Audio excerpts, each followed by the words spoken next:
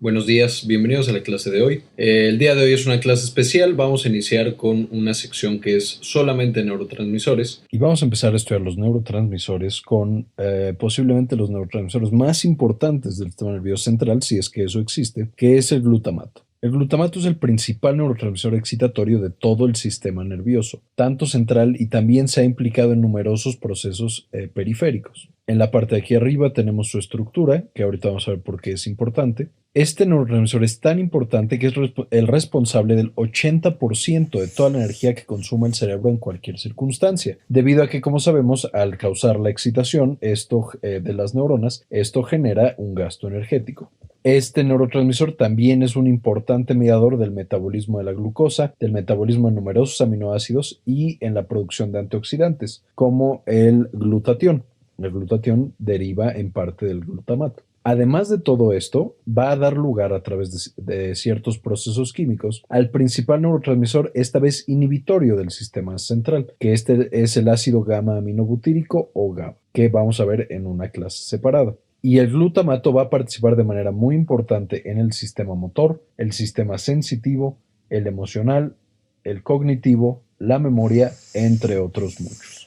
Que va a tener una relevancia muy importante cuando veamos el sistema nervioso central. Ahora, ¿de dónde nosotros vamos a formar este glutamato? Como ya dijimos, esta es la estructura del glutamato, que va a tener dos componentes importantes. El primero va a tener un esqueleto de carbono y además del esqueleto de carbono, que va a ser de 5 carbonos, vamos a tener también un grupo amino. Entonces el esqueleto de carbono lo vamos a obtener en principio del esqueleto de la glucosa. O sea, para nosotros formar glutamato vamos a requerir del consumo de glucosa a través de la glucólisis, luego el ciclo de Krebs hasta formar una sustancia llamada alfa-cetoglutarato. Esto es importante porque implica que para formar glutamato vamos a estar gastando energía, o sea, vamos a estar consumiendo moléculas energéticas para producir este neurotransmisor. Esto es especialmente importante, por ejemplo, en situaciones en las que estamos en privación de energía. O sea, el hecho de nosotros producir glutamato en una situación en la que no tiene tanta energía, por alguna razón nuestro sistema nervioso central va a ser un costo energético extra.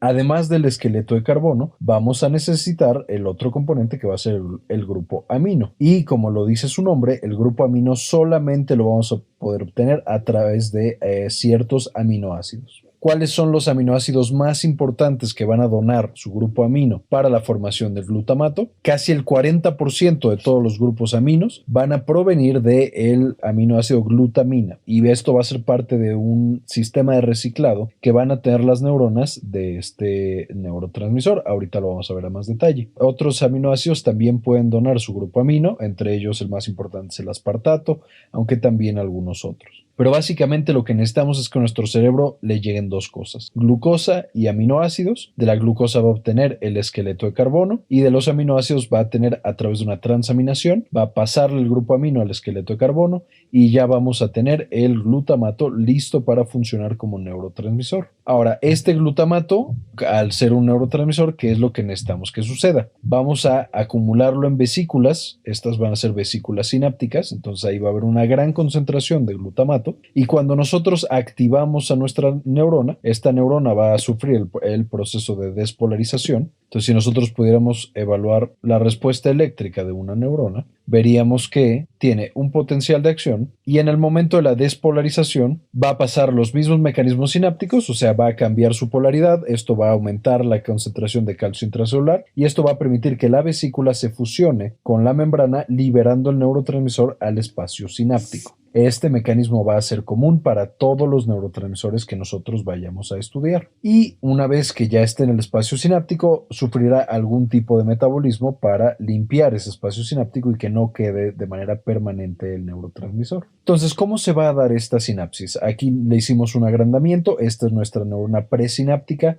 Sufre la despolarización, empieza a entrar el calcio, se fusionan las vesículas y se libera el glutamato al espacio sináptico. Una vez que ya está en el espacio sináptico, el principal responsable del metabolismo de este glutamato, de que no quede digamos de manera perenne en el espacio sináptico, va a ser el astrocito. El astrocito va a tener un cotransportador de sodio glutamato. O sea, va a aprovechar el gradiente del sodio, que acuérdense que afuera de las células hay mucho sodio, entonces todo el tiempo quiere entrar dentro de la célula, y entonces va a utilizar unos transportadores llamados los EAAT, o transportadores de aminoácidos excitatorios, EAAT, el más importante de los cuales en el astrocito es el EAAT2. Y como va a depender del estado del sodio, va a ser un mecanismo que va a depender de la bomba de sodio-potasio ATPasa de estas células astrocíticas. Entonces, este EAAT2 va a tomar el glutamato que hay en el espacio sináptico y junto con moléculas de sodio va a meterlo dentro del astrocito. Una vez que el glutamato ya está dentro de nuestro astrocito, a través de otro gasto de energía, que es una molécula llamada glutamina sintasa, va a transformar este glutamato en glutamina. Entonces va a agarrar todas las moléculas de glutamato, lo va a transformar en glutamina. Esta glutamina, que ya no tiene ningún valor o ya no tiene ninguna función como neurotransmisor, o sea, es una molécula inerte en principio, va a ser devuelta a la neurona presináptica para que la glutaminasa la convierta de nuevo en glutamato y la vuelva a meter dentro de la vesícula en la neurona presináptica. Esto generando un reciclaje que, como ya mencionamos, va a captar y va a producir el 40% de todo el glutamato de nuestras células. O sea, el 40% de este glutamato va a ser reciclado, no va a ser nuevo. Y este mecanismo va a ser muy importante porque si empezamos a acumular demasiado glutamato en nuestro espacio sináptico, este glutamato puede resultar tóxico para la célula postsináptica, debido a un mecanismo que vamos a mencionar en otra clase, que es la excitotoxicidad. Ahora, ¿qué es lo que sucede cuando nosotros liberamos el glutamato al espacio sináptico? Este se va a acoplar a una gran cantidad de receptores. Vamos a tener receptores ionotrópicos, o sea, acoplados a canales de iones, y otros metabotrópicos, o sea, acoplados a segundos mensajeros. Me voy a enfocar primero en los ionotrópicos debido a que son los más relevantes y los más estudiados hasta ahora, y al final solo voy a mencionar a los demás. ¿Cuáles son de los receptores ionotrópicos los más importantes? Vamos a tener dos: el receptor AMPA y el receptor NMDA. Lo que sucede cuando nosotros liberamos nuestro glutamato es que este glutamato se va a acoplar a ambos receptores, al AMPA y al NMDA. Y una vez que se acopla, va a abrir a estos receptores. O sea, va a hacer que se activen. Y de manera inicial, el único receptor que va a funcionar va a ser el receptor AMPA. Ahorita voy a mencionar por qué. ¿Qué va a pasar cuando el glutamato se acopla al AMPA? Se abre el canal y este va a ser un canal altamente permeable a moléculas de sodio. Entonces, abierto el canal, el sodio empieza a entrar. ¿Qué va a pasar entonces con la energía eléctrica o con el potencial eléctrico de nuestras células? De nuevo, si nosotros lo dibujamos acá, empieza a entrar el sodio y al entrar el sodio empieza a subir hasta que se genera un potencial de acción clásico. ¿Cuál es la característica de estos receptores AMPA? Como generan potenciales de acciones normales, en general la activación es muy rápida. O sea, las neuronas que son activadas a través del canal AMPA se activan muy rápido, se desactivan rápido y genera la excitación rápida de la célula. El NMDA, como ya dijimos, no funciona al principio y esto es porque está bloqueado. Este receptor NMDA va a estar bloqueado de manera extracelular, aunque aquí lo haya puesto adentro, por una molécula de magnesio. Siempre en el espacio sináptico y en el líquido cefalorraquídeo y en todo el tejido cerebral va a haber una cierta concentración de moléculas de magnesio. Estas moléculas de magnesio llegan y no dejan que, aunque esté abierto, porque ya llegó el glutamato, se meta todo lo que se tenga que meter por el receptor NMDA. Pero ¿qué es lo que sucede? Cuando nosotros activamos el canal AMPA y empezamos a tener entrada de moléculas de sodio, empezaron a aumentar las cargas positivas dentro de la célula y esto genera que la molécula de magnesio desaparezca o libere el sitio de acción o el sitio de permeabilidad del NMDA. Y entonces nuestro canal NMDA, ya que estamos a valores más positivos, más o menos a menos 40, empiece a ser permeable a moléculas de sodio y a moléculas de calcio. Esto va a ser muy importante.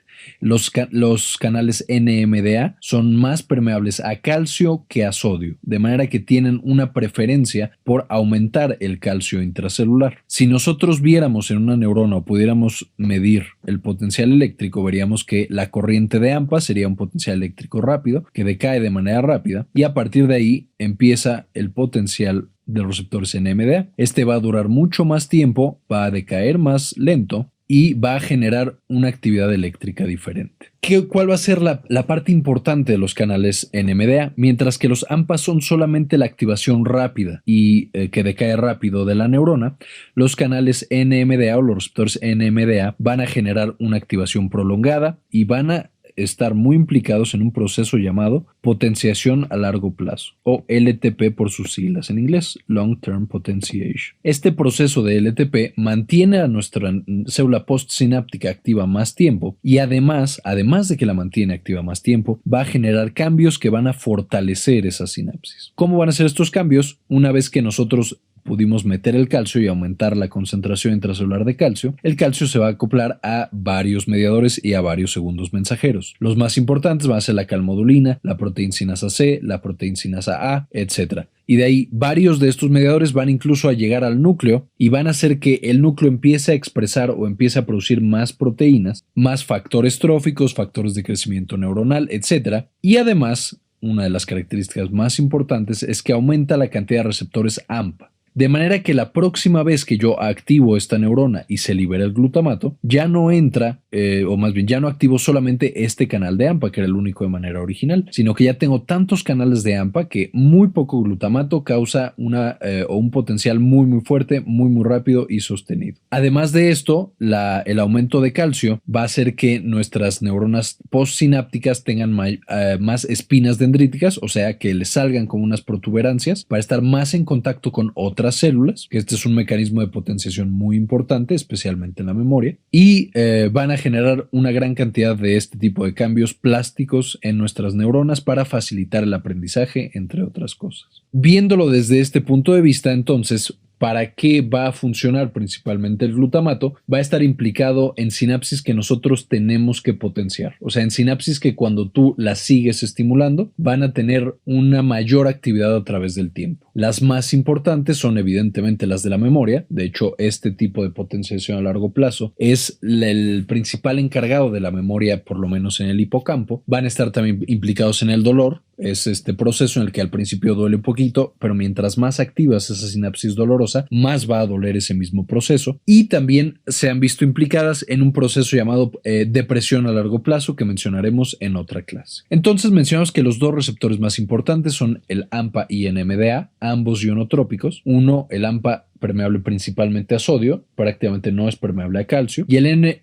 NMDA, también ionotrópico, es permeable a ambos, pero tiene una preferencia por el calcio. Y estos, los NMDA, van a ser los principales implicados en la potenciación a largo plazo. Además, hay un tercer tipo de receptores ionotrópicos llamados receptores de kainato. Estos no se ha estudiado tanto su función, se ha visto implicado en muchas cosas hasta ahora. Están más bien en la presinapsis, por lo que se cree que son inhibitorios o que facilitan alguna sinapsis también. Y se ha visto que generan potenciales de acción más pequeños, o más bien actividad eléctrica más pequeña y sostenida. Además de esto, vamos a tener receptores metabotrópicos. Estos tampoco los voy a mencionar tanto porque no se han estudiado tanto. Pero básicamente los podemos dividir en tres grandes grupos, que son mGlu1, mGlu2 y mGlu3. Todos son metabotrópicos. Los mGlu1 están acoplados a una proteína GQ. Esto significa que el principal mecanismo o la principal actividad que van a tener va a ser sobre el metabolismo del calcio intracelular, mientras que los mGlu2 y mGlu3 están acoplados a proteínas GI, por lo tanto van a inhibir la célula sobre la que actúen. Por último, hablando de la farmacología, no hay tantos medicamentos que actúen específicamente sobre el glutamato en la actualidad en la clínica. De los más utilizados es la ketamina, que este es un anestésico. Este antagoniza los receptores NMDA y al bloquear la mayoría de las sinapsis excitatorias que nosotros tenemos en el sistema nervioso central, el paciente, o podemos lograr anestesia en el paciente. Además de la anestesia, podemos lograr una analgesia muy importante. De hecho, la ketamina se ha usado en numerosos estudios para controlar el dolor crónico con buenos resultados hasta ahora. Genera también alucinaciones y genera también despersonalización. Es esta sensación que tienen las personas de no ser ellos mismos o estar fuera de su cuerpo. Otras de los fármacos utilizados son la amantadina y la memantina. Curiosamente, la amantadina se empezó a utilizar más bien como un antiviral contra el virus de la influenza. Sin embargo, ha demostrado propiedades en contra del receptor NMDA. O sea, estos dos también son antagonistas NMDA. Estos se utilizan principalmente la memantina en la enfermedad por Alzheimer. ¿Por qué? Lo que estamos tratando de hacer es que no haya demasiado glutamato en nuestras sinapsis para tratar de protegerlas y que no se mueran esas sinapsis por el proceso de excitotoxicidad. Otro de los medicamentos que se utilizan, que bueno, de hecho no se utiliza en la clínica, sino que es una droga de abuso, es la fenilciclidina, que está, como ya les mencioné, lo que causa son alucinaciones, despersonalización, etc. Y un medicamento nuevo que apenas se están probando son las famosas ampaquinas. Las ampaquinas se han usado para tratar tanto el dolor como la memoria, y al parecer lo que sucede es que a ciertas concentraciones del fármaco, estas agonizan al receptor AMPA, por lo que potencian la memoria y hacen que el paciente aprenda más rápido, se usan en las demencias, y a otras dosis pueden causar una inhibición del receptor AMPA. Y entonces se utiliza para el dolor. Se ha logrado disminuir el dolor en algunos estudios, principalmente en ratas viejas.